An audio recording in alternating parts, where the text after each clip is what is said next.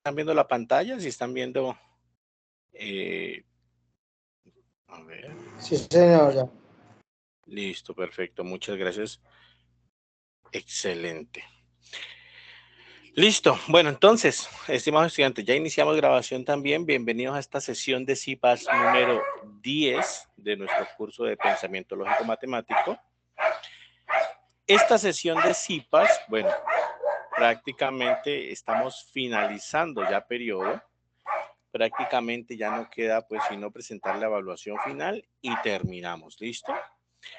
Quiero comentarles unas generalidades pues en cuanto a la evaluación final para que las tengan en cuenta. Y quiero comentarles también que, bueno, en esta ocasión he citado a dos sesiones de CIPA, sesión 10 hoy y sesión 11 mañana. ¿Por qué lo he hecho así? Pues muy sencilla la razón. Hoy vamos a hacer un repaso muy rápido, no nos vamos a demorar mucho, vamos a hacer un repaso muy rápido de aquellos elementos teóricos que ustedes necesitan para la prueba final que tienen este fin de semana. Hacemos un repaso, recordamos cómo eran las tablas de verdad, recordamos pues cositas importantes para esa prueba y listo, ¿vale? Ahí terminaríamos el CIPAS de hoy.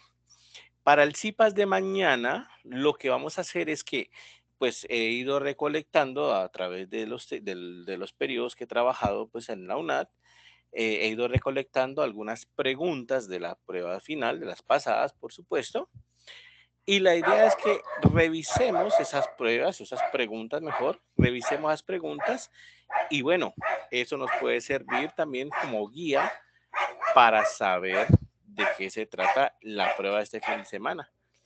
Esas preguntitas nos van a servir para orientarnos, para saber qué preguntas podemos esperar, para saber de qué tipo de preguntas nos están hablando en la prueba, para saber más o menos cómo responderlas, más o menos qué es lo que debemos hacer en las preguntas. Entonces, por eso les decía, vamos a repartir entonces esa sesión de CIPAS en dos por esa situación. ¿Listo? Entonces, hoy repaso rápido la teoría, mañana repaso, digamos, con las preguntas de otros exámenes que se han hecho, pues, para que lo tengan en cuenta y vean más o menos el estilo de preguntas que se tienen para esa prueba y así, pues, no van a llegar asustados ahí, ¿vale?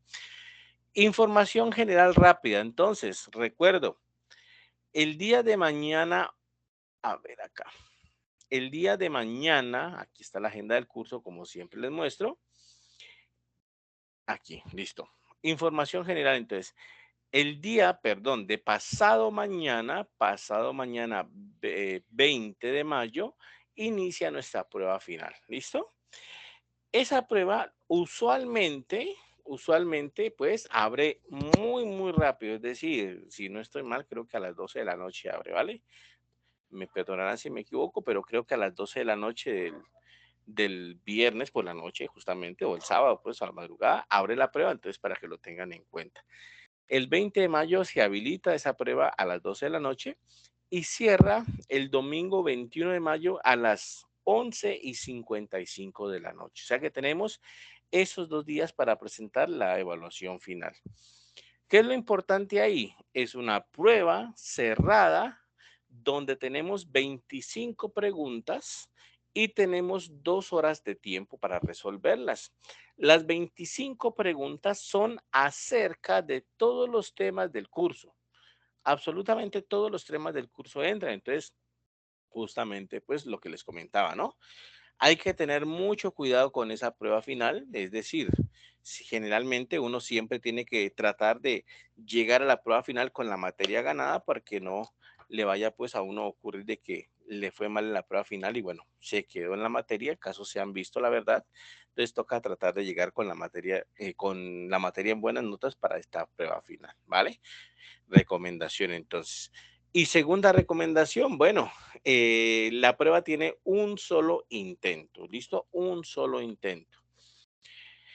Entonces hay que tener mucho cuidado. Es solamente un intento, no confiarse, mirar bien. De pronto, si el tiempo les da, también les recomiendo que vayan anotando cada una de las respuestas que van colocando por si de pronto pues algo llega a ocurrir, ¿no? Como un bajón en el servicio de energía o el servicio de internet que se vaya. Entonces es bueno como tener esos datos ahí. Si se va el servicio de internet, pues hay veces que deja retomar la prueba y hay veces que se borra lo que uno ya ha avanzado, entonces tiene que uno volver a marcar y por eso es bueno también tener como la anotación ahí de qué es lo que uno ha marcado, ¿vale?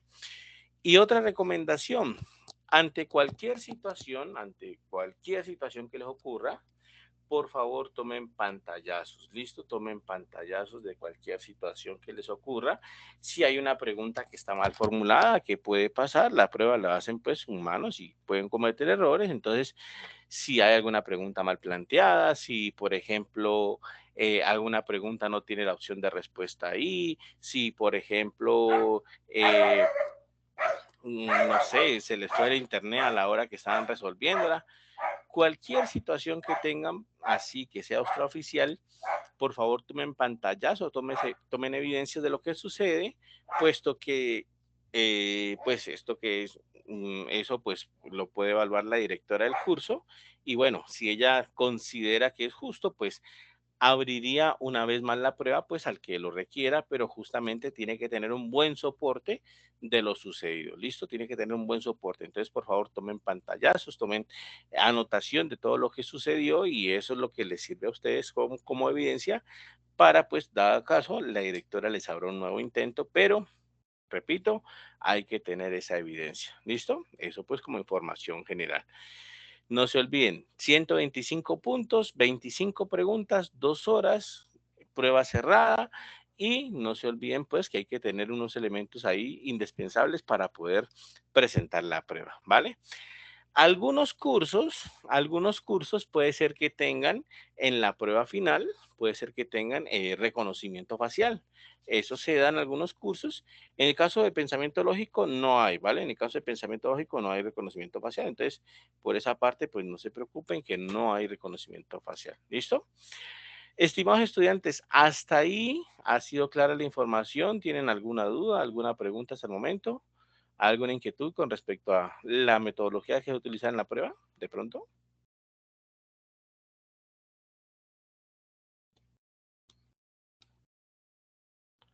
No, no hay problemas. Bueno, entonces esa es la recomendación. Ahora bien, vamos entonces a establecer o vamos entonces a mirar cómo sería lo de la prueba. ¿Listo? Entonces, aquí abro aquí abro una hojita, aquí entonces pongámosle prueba POC. Y vamos a ver, vamos a hacer un repaso rápido. Como les dije, no nos vamos a demorar mucho, solamente es un pequeño repaso de los temas que hemos visto y componentes pues esenciales. Entonces, ¿qué es lo que hemos visto durante este periodo? Durante este periodo vimos en la unidad uno, vamos con teoría de conjuntos, ¿no? Conjuntos. En la unidad 2 vimos, de hecho, lógica, ¿no? Fue lógica proposicional lo que vimos en la unidad 2. Y en la unidad 3 vimos argumentos lógicos, argumentos. Esos fueron los temas a grandes rasgos, por supuesto, de nuestro curso. ¿Listo? Unidad uno fue teoría de conjuntos, unidad 2 fue lógica y unidad 3 fue argumentos. Entonces vamos a hablar un poquito acerca de conjuntos y vamos a recordar cómo era todo este asunto de conjuntos y luego con lógica y luego pues con argumentos. Entonces, conjuntos, ¿cómo era el asunto con los conjuntos? Pues por definición, un conjunto es una colección de elementos. Entonces, aquí, por ejemplo, nosotros tenemos un conjunto que es el conjunto A, ¿vale? Usualmente a los conjuntos se los llama con letras mayúsculas. Usualmente se les coloca como conjunto A, así tal cual. Y usualmente también a los conjuntos se los escribe entre llaves. Esos que hemos utilizado ahí son llaves, ¿no? Y los elementos que están en el conjunto son estos que están dentro de las llaves. En este caso, el conjunto A es el conjunto de las vocales A, E, I, O, U. Es decir, que cada una de esas vocales A, E, I, O y U son lo que nosotros llamamos elementos del conjunto A. Esto es lo que nosotros llamamos elementos. ¿Listo? Cada uno de estos son elementos. Si un elemento está en el conjunto, por ejemplo, la A está por ejemplo, la E está dentro del conjunto A, ¿cierto? Nosotros lo escribimos así. E pertenece a. Eso para indicar que E sí es un elemento del conjunto A. Si no está dentro del conjunto, entonces lo escribimos de esta forma, de hecho, ¿no? Por ejemplo, la B sí, la B grande. Entonces, la B grande no está dentro del conjunto A, entonces nosotros utilizamos este símbolo de pertenencia, pero con esa rayita cruzada para indicar que no pertenece al conjunto. Esto significa que pertenece y esto significa que no pertenece, ¿vale? Luego de eso, nosotros miramos que había varias formas de representar un conjunto. Había varias formas. Por ejemplo, una forma podría ser por lo que nosotros conocemos como comprensión. ¿Listo? Es una forma de denotar un conjunto. ¿Cómo lo hacíamos? ¿Cómo lo hacíamos? Pues básicamente lo que hacíamos era colocar características que tenía ese conjunto. Las características, por ejemplo, el conjunto A de las vocales A, E, I, O, U, nosotros los podíamos colocar así. El conjunto A es el conjunto de los X, tales que X es vocal, por ejemplo. Entonces, este conjunto A que está por acá arriba, ¿cierto? Este conjunto A es exactamente igual a este otro conjunto A. ¿Listo? Son exactamente iguales, solamente que arriba está escrito por extensión y abajo está escrito por comprensión. Para uno escribir un conjunto por comprensión, pues lo que hace es colocar una característica o características de los elementos de ese conjunto. En este caso, la característica es que sea una vocal. Entonces, eso nos da conjunto por comprensión. Por extensión, lo que hacíamos por extensión era colocar el listado completo de cada uno de los elementos de ese conjunto. Cuando nosotros escribíamos un conjunto por extensión, lo que hacíamos era listar cada uno de los elementos de ese conjunto, A, E, I, O y U. ¿Vale? Entonces, eso es comprensión, es colocar características de los elementos, extensión es colocar entonces el listado completo y explícito de cada uno de los elementos. Por supuesto que colocar un conjunto por extensión muchas veces es poco práctico, ¿no? Porque el conjunto puede ser muy grande y al colocarlo por extensión, pues puede que se haga un conjunto o algún trabajo muy tedioso, ¿no? Por ejemplo, el conjunto B. El conjunto B es los X tales que X es estudiante de la UNAD, por ejemplo, algo así. Ese conjunto es escrito o está escrito por comprensión. Se está dando la característica de los elementos del conjunto, que son estudiantes de la UNAD. O sea que en ese conjunto de estudiantes, pues si nosotros lo hacemos por extensión, en ese conjunto de estudiantes estarán cada uno de ustedes. Estará, por ejemplo, Camilo, estará, por ejemplo, Alejandra, estará, por ejemplo, Margarita, bueno, o Marta, pues ya quedó como Marta aquí, pues Marta, y así sucesivamente, ¿vale? Entonces, si nosotros escribimos el conjunto de los X, tales que X es un estudiante de la UNAD, por extensión, por supuesto que va a ser un trabajo tedioso porque tenemos que escribir los nombres de todos los estudiantes de la UNAD y actualmente son más de 100,000 estudiantes. Luego, no es para nada práctico escribirlo entonces por extensión, ¿vale? Es más fácil en este caso, o mejor en este caso, escribirlo por comprensión. ¿Listo? Repito, esto solamente estamos repasando la teoría. Mañana hacemos la práctica con los ejercicios, ¿no? Estimados estudiantes, ¿hasta ahí claro todo? ¿Hasta ahí alguna pregunta, alguna inquietud que tengan?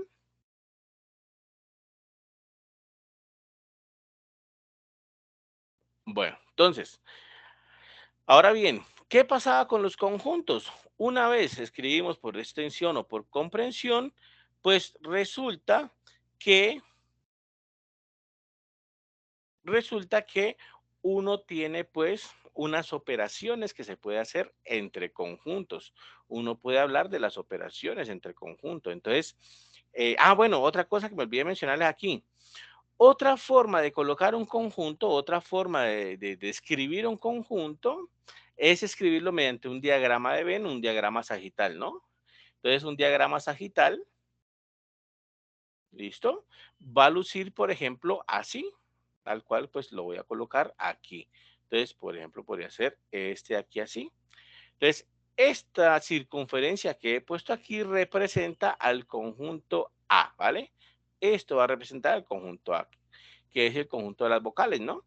Entonces, los elementos de ese conjunto A están todos dentro de la circunferencia negra del conjunto A. Entonces, aquí va a estar la A, la E, la I, la O y la U. Todos los elementos deben estar ahí, ¿listo? Todos los elementos que estén dentro de la circunferencia van a ser entonces pertenecientes al conjunto A. Entonces, eso por ese lado. Un diagrama de Venn puede lucir entonces así, ¿no? Un diagrama de Venn con tres conjuntos podría lucir así, ¿no? Vamos a colocar simplemente cómo luciría. Ahora explicamos cómo funciona, pero un diagrama de Venn puede lucir así, ¿no? Con tres conjuntos. Entonces, aquí está el conjunto B y pongamos en naranja el conjunto C. Entonces, esto de aquí sería un diagrama de Venn, de hecho, y bueno, eso también es una manera de representar conjuntos, ¿no? Entonces, si nos dicen, el diagrama de Venn, pues bueno, tenemos que representarlo entonces en esta forma que está escrito aquí. Esto es diagrama de Venn.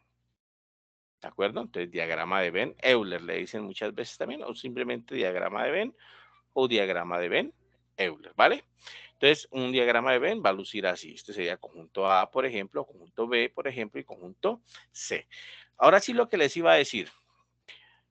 En los conjuntos tenemos una serie de operaciones, entonces es importante que entendamos cómo funcionan esas operaciones en los conjuntos.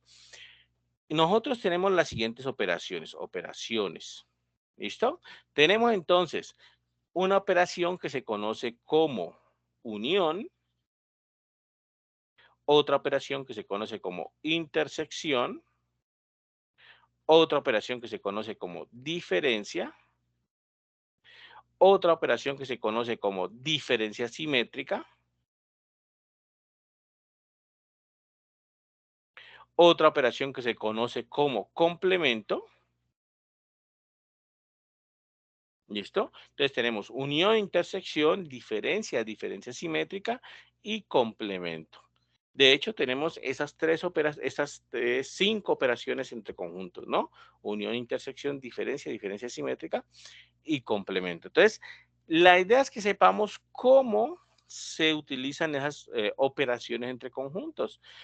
Resulta que a nivel teórico nosotros tenemos un símbolo para cada una de esas operaciones. Por ejemplo, para la unión nuestro símbolo es una U mayúscula.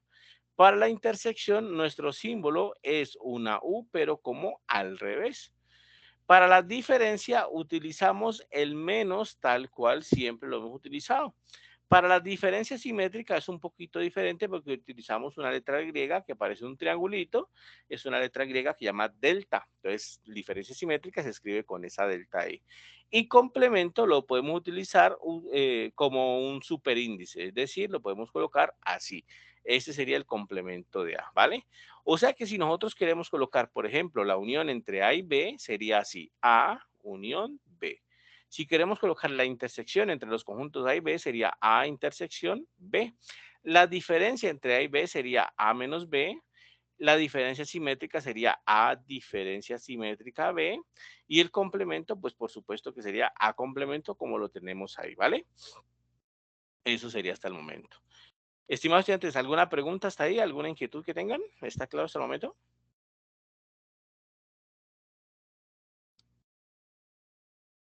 Sí, señor, está claro hasta ahora. Listo, muy bien. Entonces vamos a hacer el repasito que les digo. Ahora bien, esas son las operaciones que tenemos entre conjuntos. Unión, intersección, diferencia, diferencia simétrica y tenemos el complemento.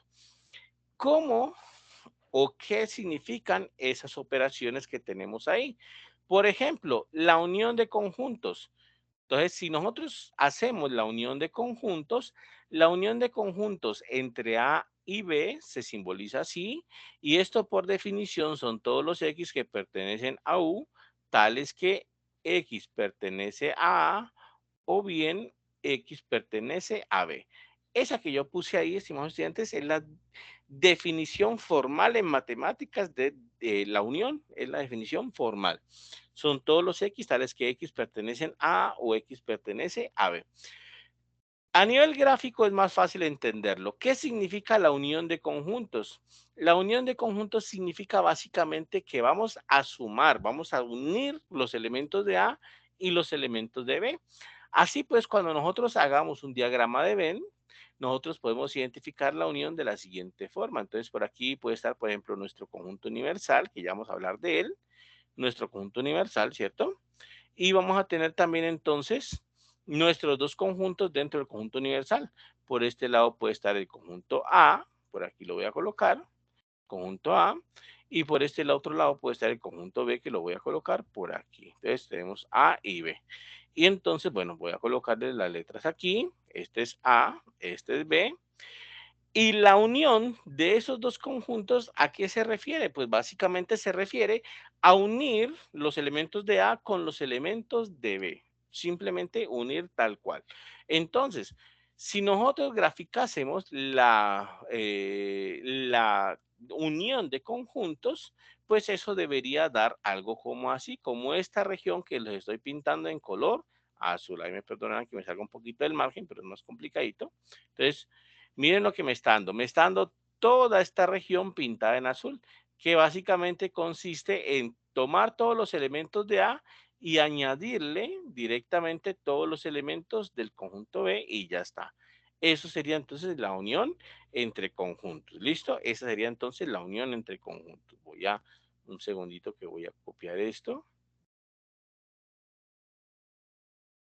Eso sería la unión entre conjuntos. ¿De acuerdo? Listo. Entonces quedaría así. Esa es la unión entre conjuntos. Son todos los elementos de A sumados con los elementos de B, es decir, todos los elementos de A o los elementos de B. La intersección entre conjuntos era un poquito más complicadita, puesto que la intersección de conjuntos se realiza de la siguiente forma, ¿no? Entonces aquí quedaría así, intersección.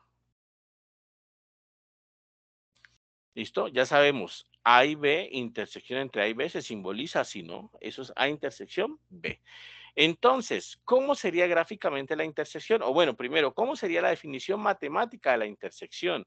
Entonces, A intersección B, por definición matemática, son todos los X que pertenecen a U, tales que X pertenece a A y X pertenece a B. Entonces, a B, la otra B. Entonces, esa sería la intersección entre A y B. Son todos los X que pertenecen a A y al mismo tiempo pertenecen al conjunto B. Gráficamente, ¿cómo luciría esa intersección de conjuntos? Entonces, gráficamente la intersección de conjuntos corresponde a esta área de la mitad. Esta área que está aquí justamente en la mitad es la sección del conjunto que pertenece a A porque está dentro de la circunferencia azul de A, ¿cierto? Está dentro de la circunferencia azul de A, o sea que pertenece a A. Pero también pertenece al conjunto B, es decir, también está dentro de la circunferencia roja de B. Está dentro de la circunferencia azul de A y está dentro de la circunferencia roja de B. Eso me indica, pues, que en ese caso nosotros tenemos es un eh, tenemos entonces un, digamos, un tipo de diagrama donde para pertenecer a la intersección se debe estar en los dos conjuntos al mismo tiempo, ¿cierto? Se debe estar en A y también al mismo tiempo en B. Entonces, esa es la intersección entre dos conjuntos, la parte común entre dos conjuntos, ¿listo? La diferencia nosotros la denotamos, ¿cierto? Con el símbolo normalito de la diferencia. Diferencia es simplemente el menos, ¿no? Sería A menos B, ¿vale?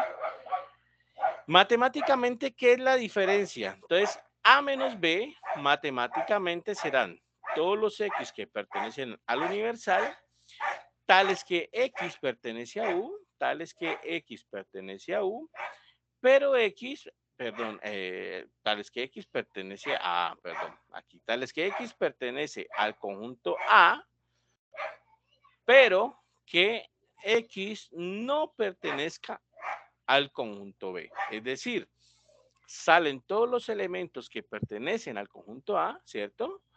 Pero que no pertenecen al conjunto B. Gráficamente, ¿cómo sería?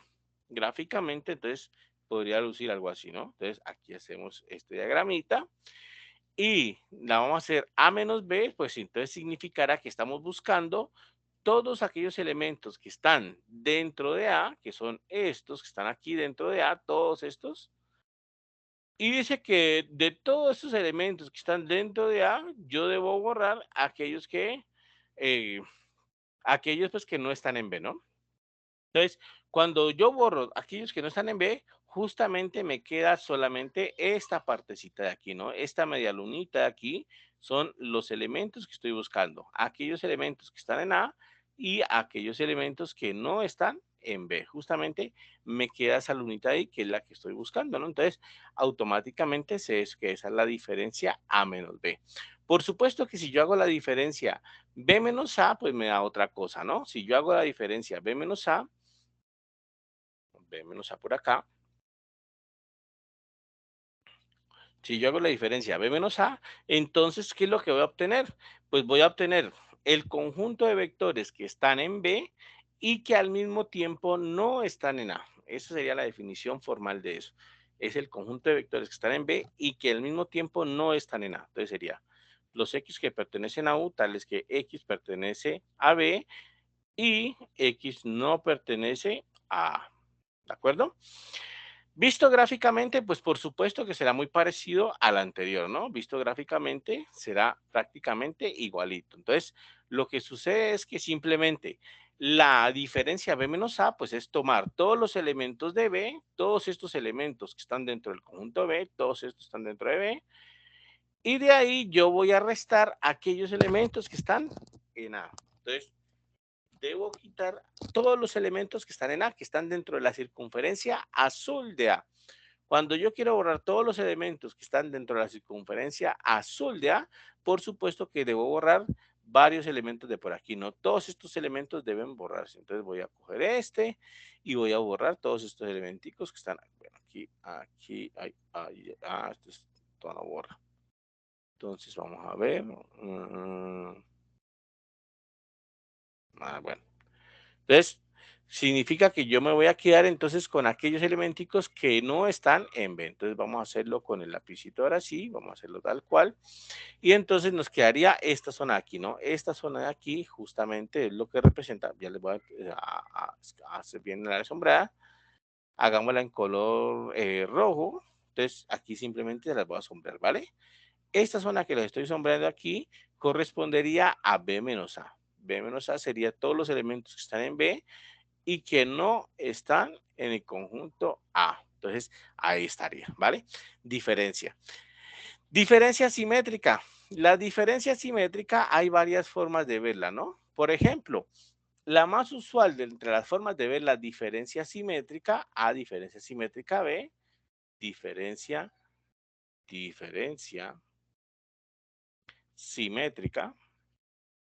Entonces, la manera más fácil de entender la diferencia simétrica es que la diferencia entre A y B, diferencia simétrica, es básicamente A unión B quitándole la intersección. Eso es básicamente pues la diferencia simétrica. A unión B quitándole básicamente la intersección. ¿A qué se refiere eso? Pues se refiere a que si yo tengo un plano, un diagrama de Venn aquí, y yo quiero buscar este conjunto de puntos, diferencia simétrica entre A y B, debo buscar todos los elementos tales que tenemos que A pertenece a A unión B y le quitamos los de A intersección B. Sería estas zonitas que les voy a pintar aquí en color verde, ¿vale? Estas dos zonas que están aquí sería entonces a lo que nos referimos con diferencia simétrica. Esta zona que estoy pintando en este momento, de hecho, corresponde a A diferencia de B. Y debo agregar también la otra zona de acá.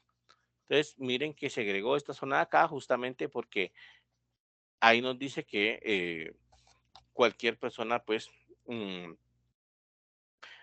puede darse cuenta de que, bueno, debe ir B menos A que está por aquí, ¿listo?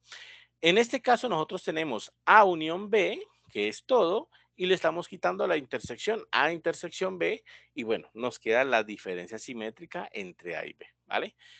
Y finalmente, para la última operación, entonces nosotros tenemos el complemento. El complemento va a actuar, pues, en algunos casos, ¿no?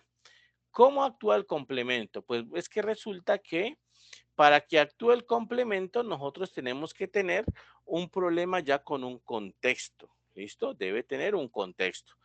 Y el complemento de un conjunto es básicamente todo lo que está por fuera de ese conjunto. Complemento de un conjunto es básicamente todo lo que está por fuera de ese conjunto. Por ejemplo, algo así. Si nosotros tenemos al conjunto, bueno, voy a hacer otro cosito, de hecho, aquí voy a hacer otrico. Entonces, hagamos un conjunto universal. Necesitamos un conjunto de referencia, un conjunto universal. Y ahora necesitamos al conjunto A para explicarle, para sacar el complemento, ¿no? Este será entonces el conjunto A, no necesariamente tiene que ser rectángulo. Aquí está. Entonces, este es el conjunto A. ¿Listo? Este es el conjunto A. Entonces, para este conjunto A, este conjunto acá arriba se llama el conjunto B. ¿Cómo está actuando entonces esto? Pues lo que sucede es que el complemento de A, que lo escribimos así como A complemento, son todos aquellos vectores, o mejor dicho, todos aquellos elementos que no están en A. Son todos aquellos elementos que no están en A. Si yo pinto todos los elementos que no están en A, pues debería obtener todos estos. Todos estos no están en A. Entonces, todos estos vectores que le estoy marcando aquí no pertenecen a, entonces por ahí pues uno puede sacar varias respuestas ya, ¿no? Entonces, este no pertenece a, no pertenece a, y así sucesivamente, ese conjunto completo no pertenece a, salvo un pedacito ahí. ¿Listo? Aquí y acá, acá, acá, bueno, vamos a acabar de escribirlo rápido. Hay que ponerle todo esto sombreado. Pero ahí ya se ve justamente que ese conjunto no va a tener inversa, ¿no? Ese conjunto no va a poderse invertir, entonces, para que lo tengan en cuenta, ¿listo?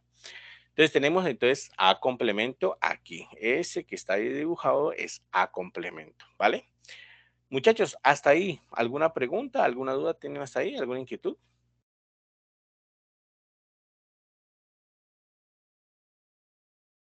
Bueno, entonces A complemento ahí, ¿listo? Entonces, eso, ya estamos armando nuestra teoría. Como les dije, hoy solamente vamos a armar la teoría. Mañana hacemos los ejercicios prácticos para que vean cómo es el examen y hoy solamente armamos la teoría. Entonces, ya definimos todas las operaciones y lo último, simplemente pues que el diagrama de Venn-Euler o el diagrama de Venn, ¿cierto? Que nosotros ya de hecho hicimos uno hace rato por acá. En el diagrama de Venn, nosotros podemos incluso muchas veces tener que operar, ¿no? Tener que operar. Entonces, en ese diagrama de Venn es incluso muy importante saber operar bien con ese diagrama. Cada espaciecito aquí en el diagrama tiene su significado, ¿vale? Aquí está el conjunto universal y vamos a hacer los conjuntos A, B y C, dependiendo del diagrama de Venn. Entonces, por aquí sería el conjunto redondo, por ejemplo. Entonces, sería A por aquí, B por aquí, ¿cierto? Y sería C por acá. Entonces, justamente ahí nosotros tenemos un diagrama de Venn-Euler, ¿vale? Eso es lo que conocemos como diagrama de Venn-Euler. Ahora bien, ese diagrama de Venn-Euler es muy importante para nosotros porque muchos de los datos nosotros justamente lo organizamos aquí, ¿no? Entonces, este es diagrama de Venn-Euler. ¿Listo? Entonces, muchos de los datos nosotros los guardamos ahí y entonces muchas veces, por ejemplo, en el ejercicio 3 de la tarea, si no estoy mal, en el ejercicio 3 a nosotros nos daban una situación problema. De hecho, aquí tengo yo las guías abiertas. Observen en el ejercicio 3 de la tarea de conjuntos, nos daban unas, a ver, vamos a colocarlo por aquí.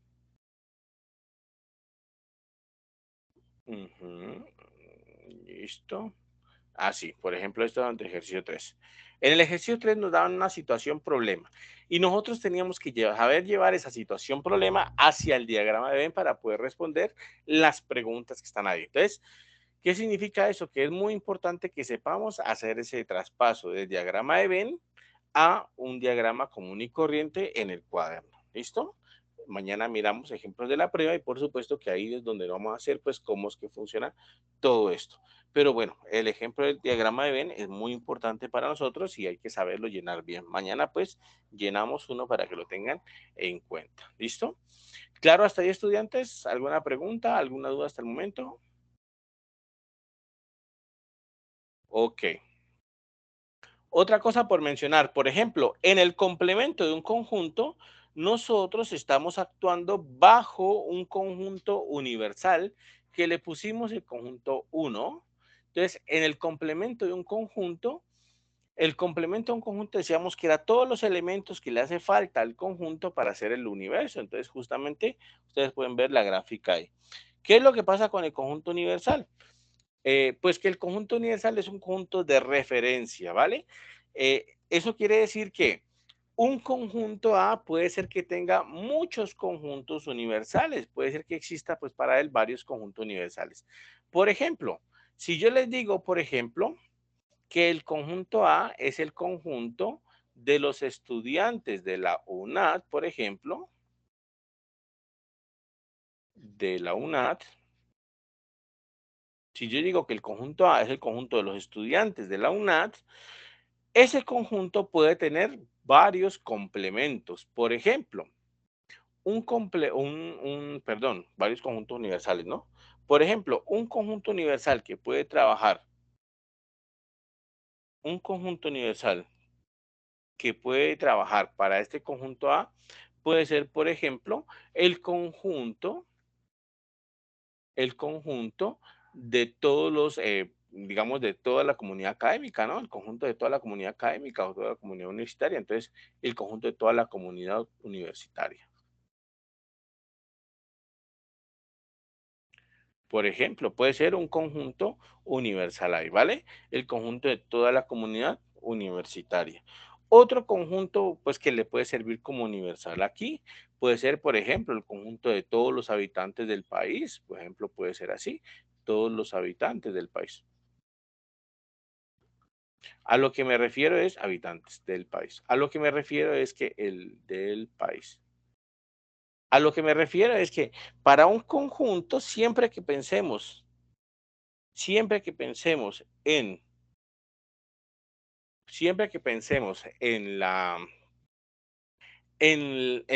el conjunto universal, pues resulta que ese conjunto universal es un marco de referencia y ese marco de referencia puede tener varios puntos de vista dependiendo justamente de el contexto en el que estamos hablando. ¿Listo? El contexto en el que estamos hablando. Entonces, puede tener varios conjuntos universales asociados a él dependiendo del contexto. Puede ser que para ese conjunto A que pusimos ahí, que es el conjunto de estudiantes de la UNAD, sea suficiente con que el conjunto universal sea entonces toda la comunidad universitaria, como puede ser que necesitemos uno más grande todavía. En el primer caso sería algo así, ¿no? Este sería entonces nuestro conjunto universal, ¿cierto? Ese sería nuestro conjunto universal. Y dentro de ese conjunto estaría el conjunto A, que es el conjunto entonces de estudiantes de la UNAD. Ese sería el conjunto A. ¿Listo? Ese sería el conjunto de aquí. Ajá, conjunto A. Entonces, este es el conjunto de estudiantes de la UNAD. Pero no es el único conjunto universal que tiene, pero puede ser uno. Este puede ser la comunidad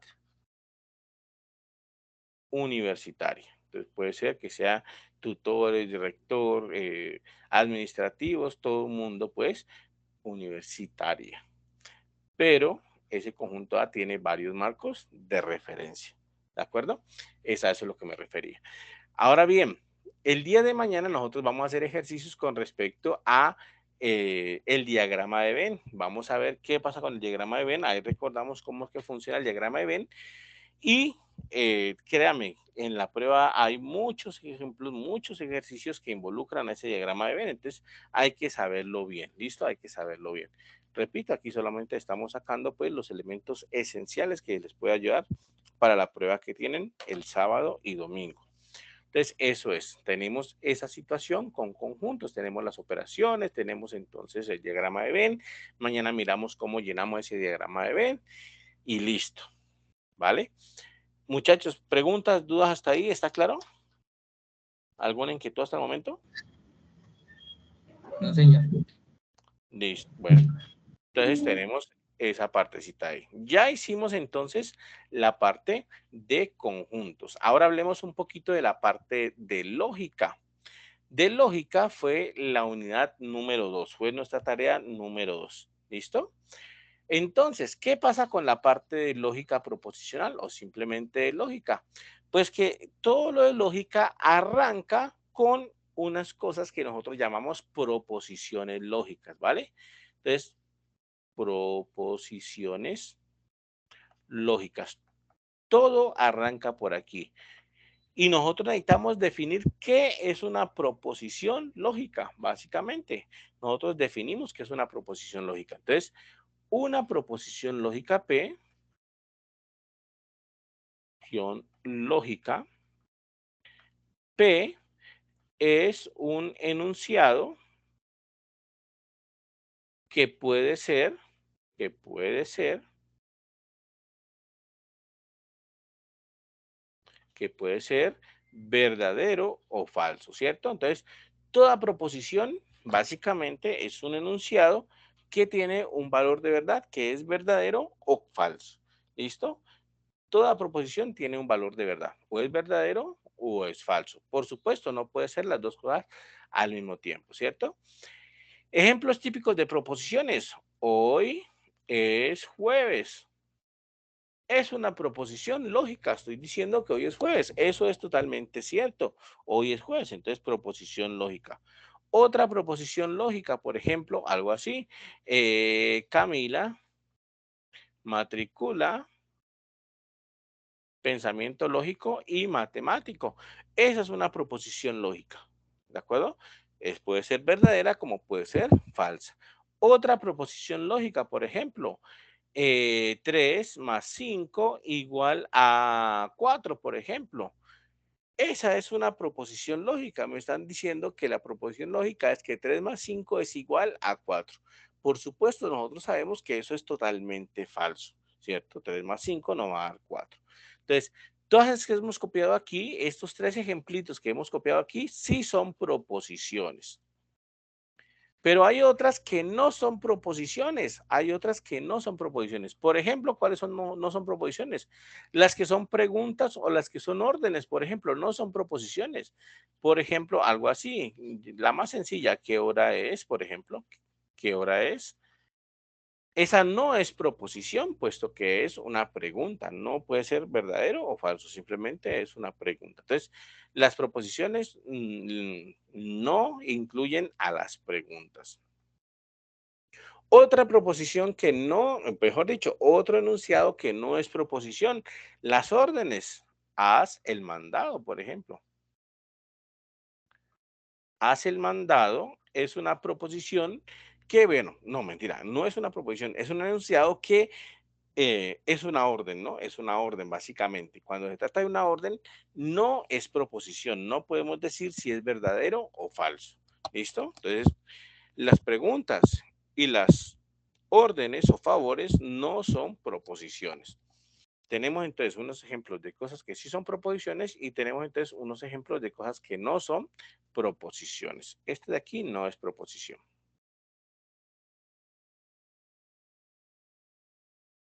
¿Listo? No es proposición. Entonces, eso hasta el momento.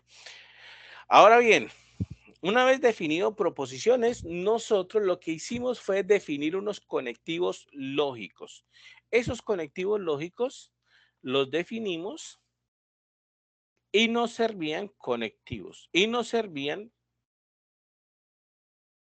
lógicos, ¿no? Lógicos. Estos conectivos lógicos nosotros los definimos y nos servían para unir varias proposiciones, ¿listo? Nos servía para unir varias proposiciones. Entonces, ¿cuáles eran los conectivos lógicos? Pues básicamente era un simbolito como una B al revés, un simbolito como una B hacia arriba, ¿cierto? Un simbolito como una flechita hacia la derecha, un simbolito como una flechita en los dos sentidos y un simbolito como un chulito, algo así. Nosotros tenemos, de hecho, esos 5 conectivos lógicos. La B al revés, la B normal, la flechita hacia la derecha, la flechita en doble sentido y tenemos ese chulito ahí. Y cada uno de estos conectivos lógicos tiene su propio nombre, ¿no? De hecho, el primero se llama la conjunción. Entonces, cuando uno habla de la conjunción en lógica, se está refiriendo a ese conectivo lógico que está ahí. El segundo, que parece una B al derecho, de hecho se llama disyunción. Entonces, cuando aparece una flechita hacia, perdón, una B al derecho, se llama disyunción. La flechita hacia la derecha, de hecho, se llama entonces, ese se llama implicación, ¿no? Implicación o condicional, también le dicen, ¿no? Implicación o condicional. Entonces, implicación o condicional. La flechita en los dos sentidos, como esta que sigue ahí, esa se llama de hecho bicondicional, justamente por eso, ¿no? Porque tiene dos sentidos, entonces bicondicional, dos sentidos o dos condiciones, pues en este caso bicondicional. Y el churito este se llama la negación. ¿Listo? Esos son los nombres que tenemos entonces para nuestras proposiciones lógicas. Tenemos entonces conjunción, disyunción, implicación o condicional, que es lo mismo, y tenemos bicondicional y negación. ¿Qué pasa con esto? Pues que estos símbolos que hemos escrito aquí tienen una traducción al lenguaje natural. Todos estos símbolos se pueden pasar al lenguaje natural. Si yo, por ejemplo, estudio la conjunción escrita así en el lenguaje natural me representa a la I. La disyunción en el lenguaje natural, bueno, en el lenguaje simbólico es la B al derecho, pero en el lenguaje natural me representa a la O. Y la implicación o el condicional, la flechita hacia la derecha, en el lenguaje simbólico, ¿cierto? O en el lenguaje natural mejor, me representa el sí y solo sí, perdón, el sí, entonces, ¿no? Sí, entonces. Sí, entonces, ¿no? Bicondicional. Este en el lenguaje simbólico o en el lenguaje natural, mejor dicho, se puede, esta es la doble flechita aquí y representa el sí y solo sí, ¿no? Solo sí. Representa en el lenguaje simbólico el sí y solo sí. ¿Listo? Y la negación, por supuesto que es la negación, ¿no? La negación, entonces utilizamos simplemente o el no o es falso que. ¿Listo? Entonces, esos serían los lenguajes naturales de mi lenguaje simbólico dado ahí. Resulta que nosotros sabemos o nosotros definimos a una proposición simple o atómica, simple o atómica. Nosotros definimos una proposición simple o atómica a aquella proposición que no tenía conectivos lógicos. Entonces, significa que una proposición simple o atómica no tiene conectivos lógicos. No tiene conectivo lógico, es decir, no tiene ni conjunción, ni disyunción, ni implicación, ni bicondicional, ni negación. No tiene ninguno de esos, no tiene nada de eso. Entonces, si no tiene ningún conectivo lógico, significa que estamos hablando de una proposición simple o atómica. Y si nosotros buscamos una proposición que no sea simple ni atómica, pues entonces estaríamos buscando una proposición compuesta o molecular. ¿Listo? ¿Qué es una proposición compuesta molecular? Pues básicamente una proposición que sí tiene conectivos, conectivos lógicos, ¿no? Conectivos lógicos. Una proposición molecular es aquella que sí tiene conectivos lógicos. Una proposición simple es aquella que no tiene conectivos lógicos. ¿Listo? ¿Hasta ahí claro, muchachos? ¿Preguntas, dudas hasta el momento?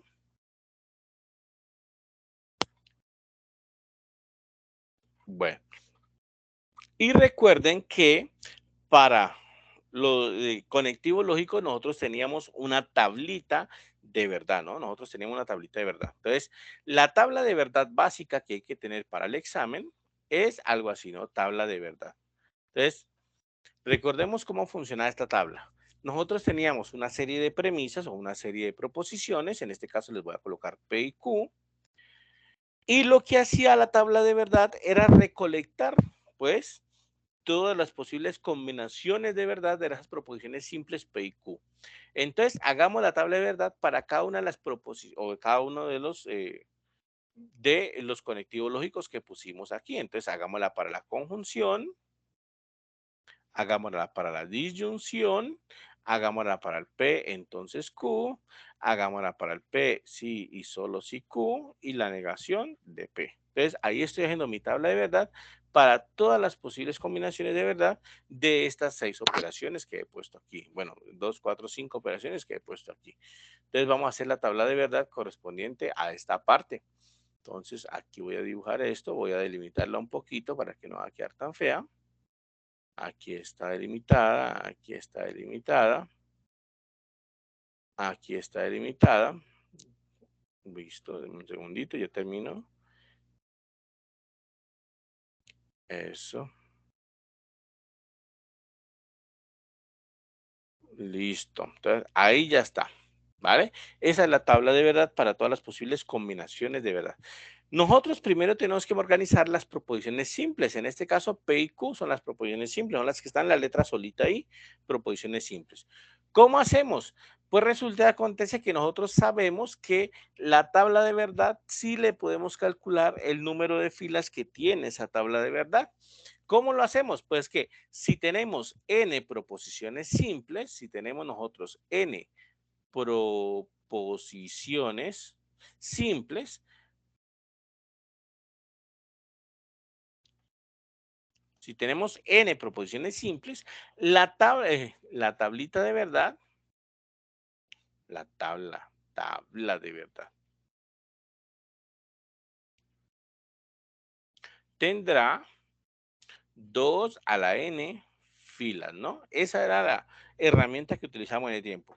Si nosotros tenemos una proposición, o mejor dicho, tenemos n proposiciones simples y queremos sacar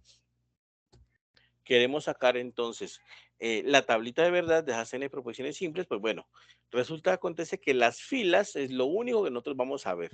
Las columnas, nosotros no sabemos cuántas columnas van a salir en la tabla de verdad, pero las filas sí, son de la forma 2 a la n. ¿Esto qué quiere decir? Que si tenemos dos proposiciones simples, entonces será así, 2 a la 2, que es 4 filas. Si tenemos tres proposiciones simples, será 2 a la 3, que es 8. 4 proposiciones simples sería 2 a la 4, que es 16. En nuestro caso, como tenemos solamente dos proposiciones simples, P y Q, nada más, las otras son compuestas porque tienen conectivos lógicos. Entonces, como tenemos dos proposiciones simples, nosotros tenemos que tener entonces 2 a la 2 filas en la tabla de verdad, que eso significa que 4 filas en la tabla de verdad. Entonces, llenamos 4 filas en la tabla de verdad aquí. ¿Cómo lleno eso? Colocando la mitad verdaderas, la mitad de 4, 2 y la mitad falsas, por ejemplo. Entonces, mitad verdaderas, mitad falsas. Y en la segunda columna, nosotros colocamos la mitad de la mitad verdaderas, es decir, verdadera, falsa. El hacer eso automáticamente nos organiza la tabla de verdad. Ya tenemos las dos primeras columnas bien llenas en la tabla de verdad. Ya nos falta llenar, sino, obviamente, las demás columnas, ¿no? Entonces, por ejemplo, la conjunción, P conjunción Q primero. P conjunción Q. ¿Qué pasa con la conjunción? Resulta que, aquí está, la conjunción primero. Resulta que yo sé que para que la conjunción exista, las dos premisas P y Q deben ser, mejor, yo sé que para que la conjunción exista y sea verdadera, las dos premisas deben ser verdaderas. Si hay algo de falsedad, la conjunción automáticamente se hace falsa. ¿Listo? Las dos premisas deben ser verdaderas y si hay algo de falsedad, automáticamente va a ser falsa. Por ejemplo, la fila 1 nosotros tenemos verdadero y verdadero. Entonces, ¿qué significa eso? Que la tablita de la conjunción en la primera fila será verdadero, puesto que las dos son verdaderas. La segunda fila, de hecho, va a ser falsa. ¿Por qué? Porque tenemos verdadero y falso. Si hay algo de falsedad en la proposición, automáticamente va a quedar entonces la conjunción falsa. Por ejemplo, falso verdadero también me da falso, justamente la misma razón. Si nosotros tenemos entonces falso y verdadero o verdadero y falso, es exactamente lo mismo. Falso y falso, por supuesto, también me da falso, ¿no? Falso, falso aquí, falso aquí. Entonces, esa sería la tabla de verdad de la conjunción. Solamente es verdad cuando las dos proposiciones son verdad, de resto siempre es falso. En la disyunción era al revés. Si hay algo, digamos, de verdad en nuestras premisas o en nuestras proposiciones, automáticamente la disyunción va a ser verdadera. Por ejemplo, en la primera fila nosotros tenemos verdadero, verdadero, o sea, estamos bien por el lado de los verdaderos, ¿no? Entonces, las dos premisas verdaderas, pues me da que la disyunción es verdadera. Siguiente, verdadero o falso, esto es verdadero, ¿listo? Porque me dice que al menos se debe cumplir con algo de verdad y justamente la primera tiene verdad, ¿no? La otra, falso y verdadero. Lo mismo, tiene algo de verdad. Mientras haya algo de verdad, esto es verdadero. Y la última tenemos falso, falso. Por supuesto que falso, falso sí me da falso, ¿no? No hay manera de que yo diga falso, falso y bueno, no me dé falso. Entonces, ahí está. Entonces, esa sería la tabla de verdad de la disyunción. Para el condicional, que es P entonces Q, una anotación rápida. Si necesitamos hacer el bicondicional P entonces Q, recuerden simplemente que el que está antecito de la flecha, a este nosotros le llamamos antecedente. Y el que está después de la flecha, o sea, el Q en este caso, nosotros le llamamos consecuente.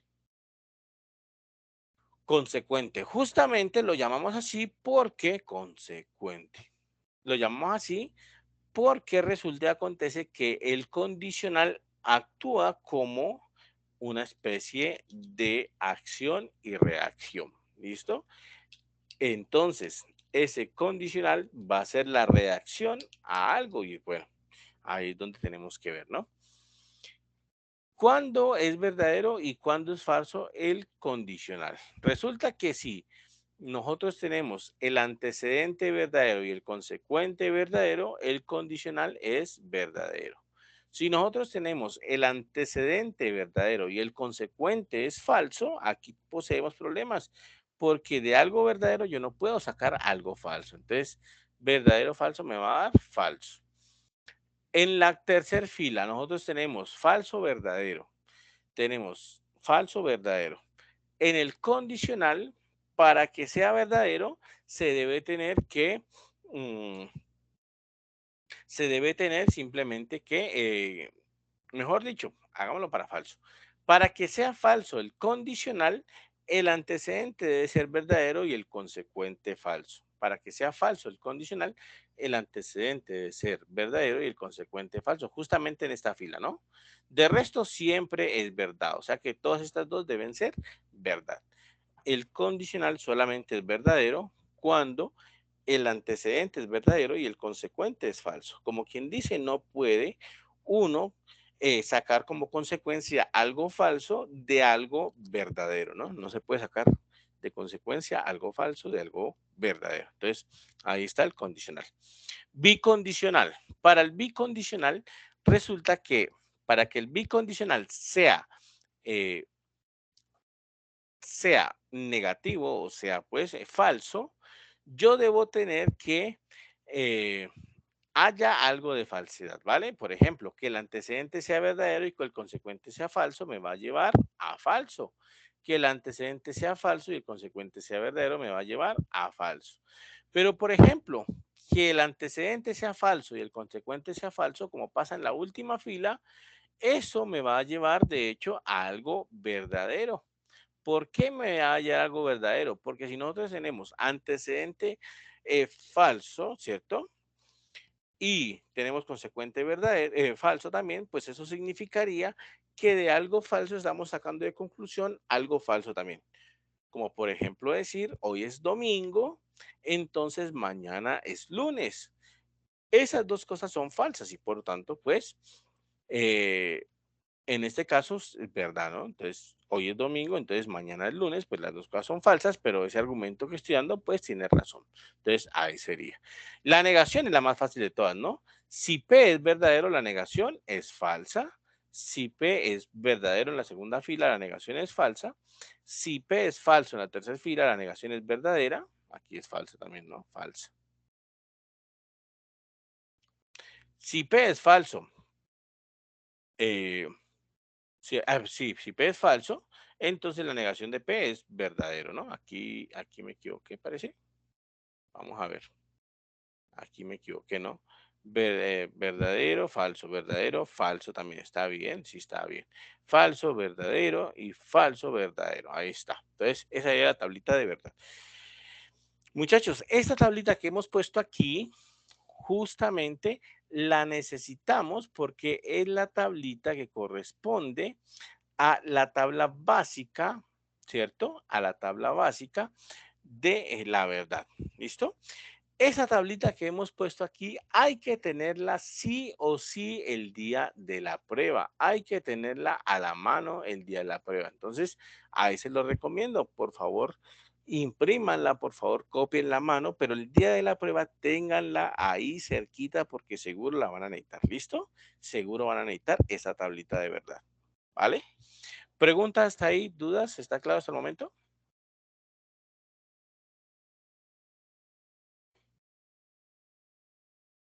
Listo, entonces ya armamos nuestra tabla de verdad básica. Ahora, ¿qué más de teoría tenemos? Ya armamos nuestra tabla de verdad.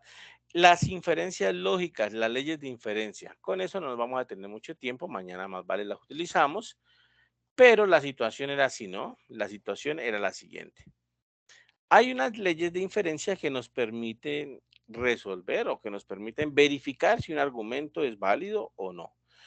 Esas leyes se llaman leyes de inferencia lógica. Nosotros podemos encontrar rápidamente en Internet muchísimas leyes de inferencia lógica, ¿no? De inferencia.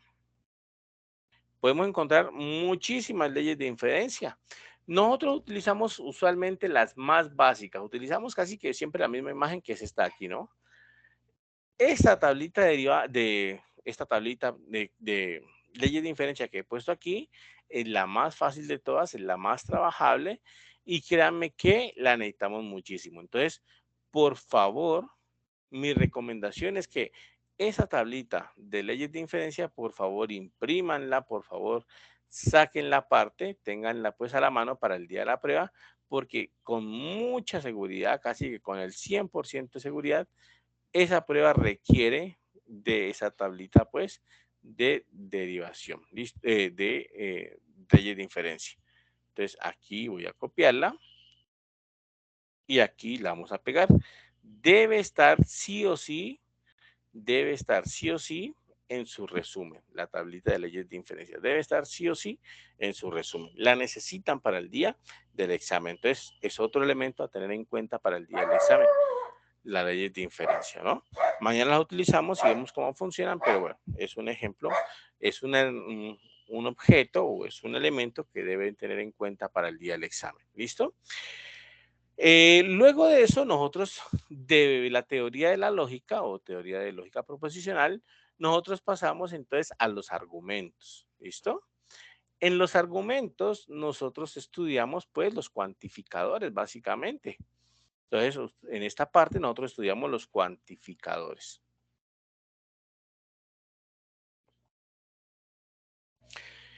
¿Cómo era la situación con los cuantificadores?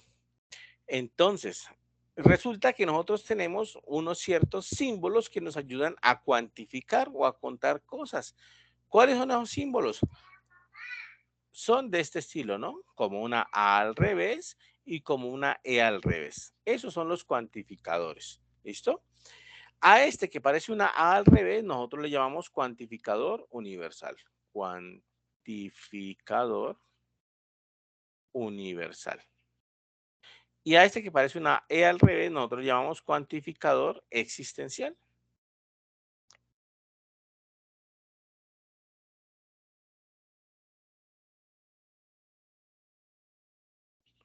Cuantificador universal y cuantificador existencial. ¿Listo?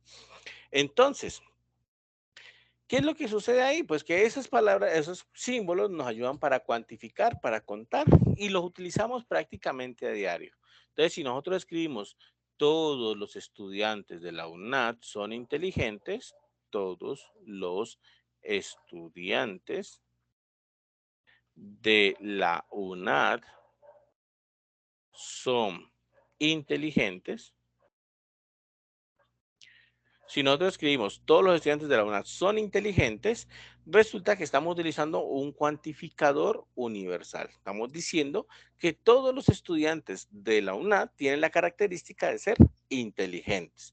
Si nosotros decimos existen estudiantes o algunos estudiantes reprobaron la tarea 2, por ejemplo, algunos estudiantes reprobaron la tarea 2. Estamos hablando de un cuantificador existencial. Estamos diciendo que solamente existen unos cuantos estudiantes que reprobaron la tarea 2, cuantificador existencial. Algunos estudiantes, solamente algunos, tienen la característica de que reprobaron esa tarea 2. Y en la primera frase, todos los estudiantes tienen la característica de que son inteligentes. Entonces, eso tenemos hasta el momento. De hecho, cuando nosotros estamos hablando de cuantificadores, nosotros tenemos pues esos dos cuantificadores, pero podemos nombrarlos así, ¿no? Por ejemplo, podemos decir cuantificador universal, pongámosle aquí universal, universal positivo, universal, ay, ay, ay, universal positivo y universal negativo. ¿Listo? Otro existencial positivo y existencial negativo. ¿Vale? Cada uno de esos cuantificadores, pues uno los puede resumir así, como un cuantificador universal positivo, un cuantificador universal negativo, un cuantificador existencial positivo, un cuantificador existencial negativo. ¿Cómo sería una frase, por ejemplo, siendo un cuantificador universal positivo? Pues justamente la que escribimos hace rato nos sirve. Todos los estudiantes de la UNAD son inteligentes. Todos los estudiantes de la UNAD son inteligentes. Es un ejemplo de cuantificador universal positivo. Cuantificador universal positivo. Entonces, si nosotros decimos todos los estudiantes, perdón, negativo, todos los estudiantes de la UNAD no ganaron, por ejemplo, pensamiento lógico matemático, si nosotros decimos pues que absolutamente todos los estudiantes de la UNAD tienen la característica de no ganar el curso de pensamiento lógico matemático, estamos hablando de un cuantificador negativo, ¿listo? Eso sería negativo. Ahí. Y si nosotros decimos cuantificador existencial positivo, algunos estudiantes de la UNAD entregaron la tarea 2, entonces estoy hablando de un cuantificador existencial positivo. Algunos entregaron la tarea 2. ¿Listo? Y si yo digo algunos estudiantes de la UNAD no entregan tareas, estoy hablando de un cuantificador existencial negativo. Algunos estudiantes de la UNAD no entregan tareas. Resulta que esos cuantificadores, como son símbolos, pues nos dan lenguaje simbólico. Entonces, ¿cuál sería el lenguaje simbólico usual para un cuantificador universal positivo? De hecho, sería así. Para todo X que pertenece a U, voy a escribirlo por aquí, en negro, sería algo así. Para todo X que pertenece a U, se tiene que P de X. Eso que está ahí en negro es la forma usual de encontrar un cuantificador existencial afirmativo eh, escrito de forma simbólica. Ahora, para cuantificador existencial negativo sería entonces para todo X que pertenece a U, se tiene que no P de X. ¿Listo? Cuantificador existencial negativo, universal negativo. Existencial positivo. Existen estudiantes de la UNAD que entregaron la tarea 2. Existen X que pertenece a U, tales que P de X. Cuantificador existencial afirmativo o positivo. Cuantificador existencial negativo. Entonces sería existen X que pertenece a U, tales que no P de X, no entregaron la tarea 2. Entonces, estimados estudiantes, Estas 4 líneas que están aquí son muy importantes porque en la prueba van a salir varias veces. ¿Cómo es el lenguaje simbólico del cuantificador? ¿Qué tipo de cuantificador es? ¿Universal positivo, universal negativo, existencial positivo, existencial negativo? ¿Qué tipo de cuantificador es?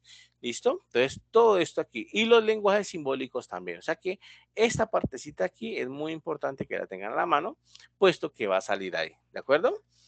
Muchachos, hasta ahí. ¿Preguntas, dudas tienen? ¿Alguna inquietud que tengan? ¿Está claro? No se olviden de llenar la asistencia, ¿vale? Ah, claro, Ronald la había puesto. Eso. Ronald la había puesto ahí. Sí, ¿listo? Ujú, listo. No se olviden de llenar la asistencia. Aquí les voy a colocar otra vez el link por si de pronto alguien no lo ha llenado. Pues aquí voy a colocarles otra vez el link por si de pronto alguien no lo ha llenado. Y entonces eso sería, ¿no? Entonces cada uno de los cuantificadores tiene pues su propia escritura en lenguaje simbólico, que sería esa que estamos escribiendo aquí. ¿Listo? ¿Qué más les puedo comentar? ¿Qué nos hace falta? Ah, los argumentos, por supuesto. Los argumentos es lo único que nos hace falta para terminar. ¿Qué pasa con los argumentos? Los argumentos son una serie de premisas que nos llevan o que implican, premisas que implican una conclusión. Una serie de premisas que implican una conclusión. Entonces, resulta y acontece que nosotros podemos tener varios tipos de argumentos. Por ejemplo, nosotros podemos tener un tipo de argumento que se llama, aquí puedo colocarles argumentos.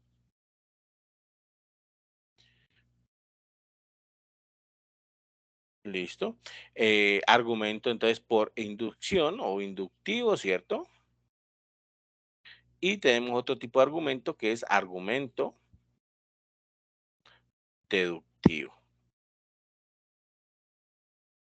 ¿Vale?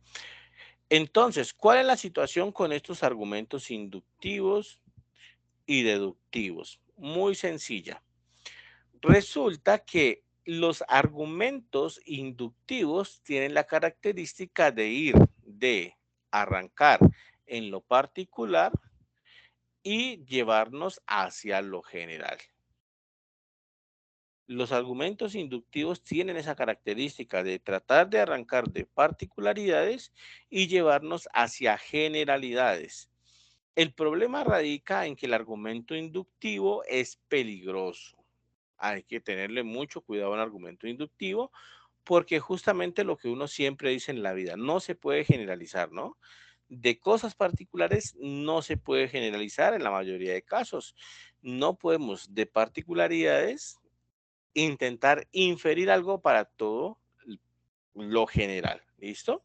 Como recuerdan ustedes en la tarea que acabaron de entregar, en la última, había un argumento que decía, por ejemplo, que si iba a la tienda y estaba todo caro en el barrio de él, ¿cierto? Que si iba a la farmacia de la cuadra y también estaba todo caro. Que iba entonces a la tienda de la otra cuadra, bueno, también estaba todo caro. En conclusión, todos los comercios por mi barrio son costosos. Entonces, está arrancando de particularidades, ¿no? Está arrancando de que va a la tienda de al lado, va a la droguería del vecino, bueno, está arrancando de particularidades y con esas particularidades trata de inferir una generalización, que es que en toda parte está caro. Pero en lo general, las particularidades no soportan una generalización, es decir, un argumento inductivo es peligroso porque de casos particulares nosotros no podemos generalizar. En cambio, en el argumento de tipo deductivo, nosotros vamos de una generalización y vamos hacia particularidades. Es decir, vamos de lo grande hacia lo chiquito, ¿no? Particular. Vamos de lo general a lo particular. Entonces recuerdan que en la tarea anterior decía, por ejemplo, que todos los tutores de la UNA tienen que tener una certificación en ABA, ¿cierto? De mediador en ABA. Entonces, que como Carolina era tutora, entonces ella también tenía que tener su certificación. Claro, exactamente.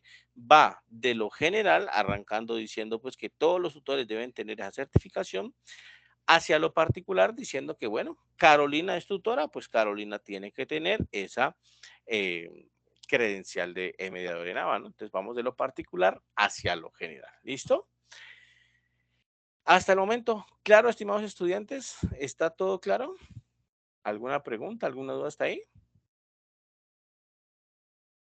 Bueno, entonces lo que hemos hecho básicamente es recordar un poquito cómo era que funcionaba todo nuestro curso, ¿cierto? Repito, para el día de mañana, ojalá puedan asistir, para el día de mañana lo que vamos a hacer es tomar entonces preguntas de pruebas pasadas, tratar de ver cómo son esas preguntas, tratar de responderlas y bueno, practicar a ver pues qué resulta ahí. ¿Listo? Esperemos entonces que puedan mañana asistir. Ya nos veremos el día de mañana en el CIPAS y ahí entonces haremos nuestra actividad con las preguntas y las resolvemos, por supuesto, miramos y las resolvemos y eso pues les va a ayudar bastante para el día de la prueba. ¿Listo? Bueno, estimados Buenas estudiantes. noches. Este sí, papá, queda en Tino, en la plataforma también, ¿cierto? Sí, queda aquí en Teams y yo también lo subo a YouTube para que lo puedan ver también más fácilmente, entonces también lo subo a YouTube, ¿vale? Sí, profe, muchas gracias. Listo, entonces no se olviden de estos Profe, elementos muchas que... gracias. Ah, muchachos, venga, les voy a imprimir este en PDF y lo vamos a copiar aquí para que no se me vaya a perder porque puede ser que se me borre el archivo después, entonces espérenme un segundito, yo exporto esto como PDF. Exporto esto como PDF. Ajá, aquí está como PDF, sí. Entonces están mis documentos. Listo. Denme un segundito, por favor. Yo exporto esto como PDF y se los coloco aquí en Teams para que lo tengan a la mano y bueno, también les ayude ahí, ¿vale? Y que no se me pierda el archivo porque puede ser que mañana se me haya perdido y bueno, problemas ahí. Entonces voy a copiarlo acá, voy a pegarlo acá. Creo que era este, si no estoy mal. Hoy es 18, si hoy es 18. Entonces era este de aquí, ¿listo? Entonces ahí está, ¿vale? Aquí en el chat dejé el archivito en PDF, lo que hicimos hoy con los, digamos, herramientas básicas o los truquitos básicos, pues, y mañana ya trabajamos entonces con los ejercicios. Estimados estudiantes, entonces dejamos hasta aquí esta sesión de CIPA, ya nos vemos mañana, muchísimas gracias por su asistencia, que estén muy bien, que descansen y ya nos veremos entonces el día de mañana, ¿de acuerdo? Hasta luego. Muchas gracias, profe. Listo, profe, muchas gracias. Sí. Tutor, no Hasta le haga luego. enviar. No le... Ay, cierto, ya lo iba a quitar. Listo, ya está enviado. Listo, muchas gracias. Hasta luego. Hasta luego, tutor.